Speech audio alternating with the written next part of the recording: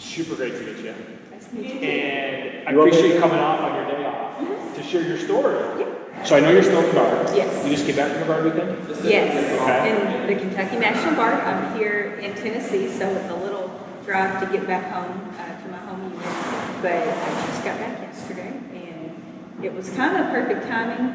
She talking about meeting you and interviewing, so I'm ready to get after it. That's awesome. Yes. Yeah, that's awesome. So you live in Tennessee, but you're part of the, do they give you a hard time with the Kentucky? They don't. Okay. No, and you'd be surprised how many guardsmen are not stuck in the state. People who travel from Ohio to get to the northern Kentucky area, people who travel from Illinois and Indiana to get to the western Kentucky area. Because we border so many states, soldiers don't have to live in the state of Kentucky in order to be in the Kentucky. So why the National Guard? Why did you join the National Guard? That's a good question. So my mentor in high school, I was in the Army ROTC in high school. Started at the age of 14, and my mentor was in the Indiana National Guard. Lieutenant Colonel Cheeseman, rest in peace, rest his soul, great man, wonderful man for the community. But he taught us a lot about being a citizen soldier. He instilled all those Army core values into people who didn't necessarily know what values were, didn't necessarily know what values were for their own life. So he did that through the ROTC. He took us to a lot of National Guard events in Indiana, because I'm in the western Kentucky area and it's close to Indiana. So we went to the Indiana National Guard events because that's where he retired from. And through those 4 years in high school, he mentored a lot of us to get ROTC scholarships with the National Guard. He just always told us about the opportunity, and I just fell in love with it because I could be a civilian, I could go to college, and I could still be a soldier. So did you join right from high school? I did. Okay. I had a short transition. Okay. From high school, I love being a student athlete. I love being involved, but I wanted to be just a student. So I went to the University of Kentucky my freshman year, and after my first semester, I realized there's more to life than just going to class and going to parties. So, yeah, at the age of 18, there was for me. Right. So I thought something was missing, and I went and talked to the recruiter that was on campus because I was in the ROTC, and he said, well, this would be a great option for you. After my second semester, I went that summer to basic training in 2010 and went through that transition of joining the Army, came back to my civilian life in school like nothing happened. Back in the UK? At UK, yes. No more ROTC once I got back because I started to find different opportunities once I joined the Guard. Because when you join the Guard, there's a new network of people and there's a new network of businesses and experiences that you get. And I realized that I can do so much more than I thought I could. So name some opportunities that you Okay, so a lot of National Guardsmen are entrepreneurs. There's one guy who opened his own coffee shop. There's another guy who opened his own tanning bed chains in the city of Franklin. No, not Franklin, Frankfort, Kentucky. There's another guy who was a lawyer, and he was also in the National Guard. And some of the opportunities I took advantage of was working on campus and being able to share my experience as a guardsman and kind of recruit more people to, get this knowledge and get the experience in. There's a lot of money to be made, but also there's a lot of experience that is way undervalued to a lot of people that they don't understand about the National Guard. What experience do you think you've gained from the Guard, or even let's go back to the ROTC, that you use every day that you see as lacking? I would say selflessness. Being able to work together with people, and we've got usually one mission in that weekend. And you have to be selfless to put aside your ego. You have to be selfless to put aside like everything you have going on through the week as a citizen to come together with these people to accomplish that mission, whatever the mission may be when you're drill weekend. So being a female, I don't know what the exact percentage are. I know there are more females getting into the military. What would you say to maybe a young female that's thinking about joining the military? I say go for it. Go for it. No hesitations. Want to go infantry? They're opening up so many different jobs to women that have in history never been available to us. So if you think you can do it, try it. Because you're a firefighter now, right? Yes. Right. How long have you been a firefighter? February the 12th is when I started. Oh, this year? Of this year. Wow. Yes, so I'm very new to it. Very, very new. You don't seem like you're new to it. Is that the leadership? You seem like it seems like you run this station. I don't run anything about this service. The only thing I run is my mouth a little bit too much. It's a very traditional career. You've got people who are bred and molded into firefighters from day one because of their family history in the service, and because it's a community career. In rural America, your firefighters don't get paid. The preservation and protection of your property and your community is all because of the love of community. And I mean, that's one thing that just gives me chills talking about, because my mother's church back home in Kentucky, it's in a rural area. It's one of the oldest, most historic black churches in Davis County. And it was founded by Civil War veterans who were families of slaves in the area. And beautiful church, maybe less than a mile up the street, is a beautiful volunteer fire department that if anything happened to our church, they would be right there in rural America. And those men in that community that's surrounded by cornfields, they would go to that church and any house in that area for the love of community to save it. Yeah. Well, and there's tradition too with being a soldier, right? It is. I mean, so you're in two lines of work. Yes. I've met Marines and soldiers who they're like, oh yeah, I'm a seventh generation Marine, seventh generation Yeah. soldier, right? And I'm sure yeah. firefighters the same thing. But probably in past generations, especially in rural, it was never a job. It was they were an accountant or they had a small business, and all of a sudden they got the call. And they've got to go. And they got to go. Yeah, it's both jobs are very traditional. I know I didn't mention before, but my father was in the military. He served 25 years. He's a veteran, and he was another motivation for me joining the military. Although he told me to go Air Force or go Navy, I went Army, and I did not follow his advice. But he motivated me to do it. And it was hard for me to find the motivation to jump into this career because I didn't know any firefighters. I didn't know anybody.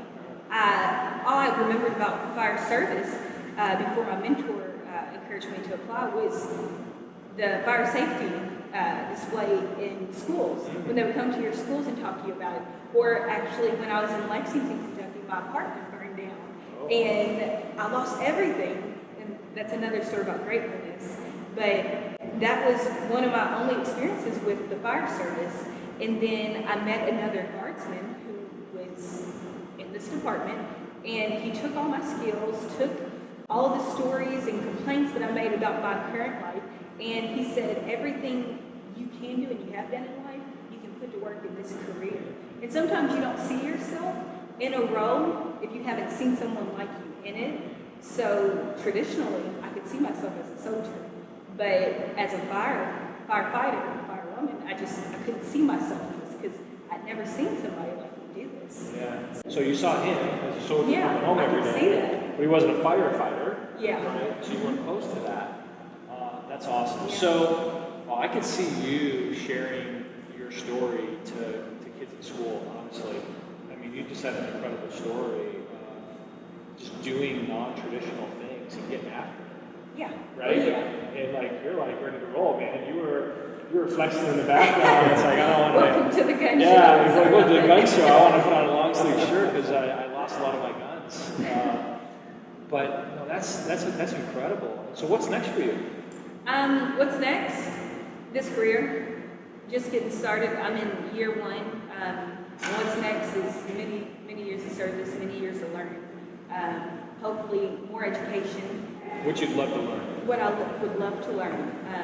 I would love to learn more about the pumping operations of the vehicles. Because I was a rookie and in my year one, I haven't been able to touch a lot of things that I want to touch or operate things that I want to operate. So, I mean, that's my next step is going through the pumping operations classes and aerial classes that are necessary for progression. Goal setting at my age, I'm 27 years old, and it's gotten a lot easier for me because I have less distractions, I'm more focused. So with goal setting, you've got to believe, you've got to have confidence in everything you write down. You don't write it down just to write it, you write it down with confidence because you'll do it. The best ways I work with folks is I think something great, I write something great, and I say something great. Because words have power, spoken, written, and thought.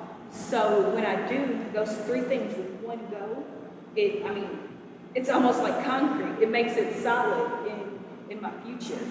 Can you see it in your future too? Oh, I can see it because I'm Right. speaking it, I'm writing Right. it, and I'm seeing it on paper every And single you day. can visualize yourself working Yes. with whether it's the pumping system, and I make it sound like I know what I'm talking about. Fire equipment, but Yes. but you can see yourself You can- actually doing it, I and can. accomplishing it. Yeah, and I think you said something I think is really important, especially nowadays. There's so many distractions, Yeah. right? Yeah. From your cell phone to Netflix. I talk to a lot of soldiers. I'm like, on a weekly basis, I'm like, hey, we talked last week about you doing this, and he's like, oh, I didn't get to it, so I didn't get to it. I'm like, why? He goes, well, to be honest with you, I watched the whole second season of Ozark and whatnot. I'm like, dude, you're never gonna remember that, but you're gonna remember doing something working towards your goal. So how would you share with somebody to try to reduce all those distractions, all that noise that's driven at you? One thing I started to do is cut things off. I cut off my cable. I don't think I've had cable since I've been on. How do you live? Netflix. But so with all those distractions, you just got to teach yourself discipline. And I've learned discipline through the military. It's a little bit easier for me. But for other people, I just try to tell them, just walk away from that distraction. Right. Yeah. And I mean, it's easy to do with Netflix, but not everything else. So what's interesting? There's a thing called the marshmallow test. Have you ever heard of that? Mm-hmm. So Google the marshmallow test. Okay. So they have like a 3 or 4 year old, and they stick a marshmallow in front of this kid. Right? It's a big fluffy marshmallow. They go, okay, now I'm going to come back, and if you don't eat this marshmallow, I'm going to give you 2 marshmallows. Okay. So it's like delayed gratification, and you see these kids, and you're just staring at these marshmallows, going, gosh, and they're like taking little bites, and then sometimes one little girl's like, oh, I should just put it in her mouth, and then all the kids are like, waiting, and it was like literally 5 minutes. Yeah. But they had the satisfaction of delayed gratification, and so I think that's kind of what you're saying. It's like Yes. limit some of these things, work on your goals, right, and Yes. delay some of these things, but you got to reward yourself as well. Oh, definitely. Yeah. So talk about something that you might reward yourself for doing. What have I rewarded? I keep telling myself that every time I accomplish something, I'm going to reward myself.